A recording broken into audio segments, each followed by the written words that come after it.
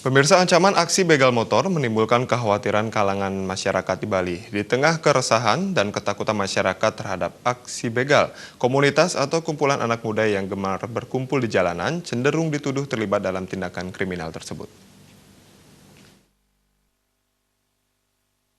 Kejahatan bisa menimpa siapa saja, tidak memandang laki-laki maupun perempuan. Akhir-akhir ini, ancaman aksi begal motor menimbulkan keresahan di kalangan masyarakat. Pelakunya bahkan tega melukai hingga menghabisi nyawa korban.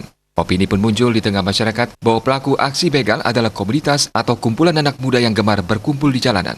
Menanggapi hal tersebut, akademisi bidang hukum Togar Sitomorang mengatakan, keresahan masyarakat itu bukan hanya dipicu tindakan dari para pelaku, tetapi juga pelaku begal rata-rata anak di bawah umur. Para orang tua was-was terhadap pergaulan putra-putrinya. Kondisi ini mulai disadari oleh para orang tua dengan lebih mengawasi tingkah laku dan lingkungan pergaulan anaknya.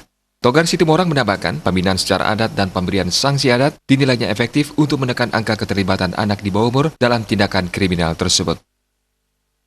Ini disebabkan karena mungkin daya daripada psikologi daripada anak muda yang ingin ada eksistensi, yang ingin diakui, yang ingin memang didengar suaranya.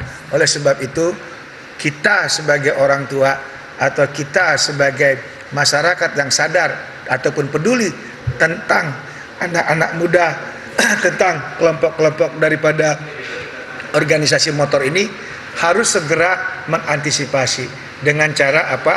Dengan cara kita memberikan suatu kesadaran agar kalaupun membuat suatu kelompok tertentu jangan melakukan tindakan-tindakan yang melanggar hukum.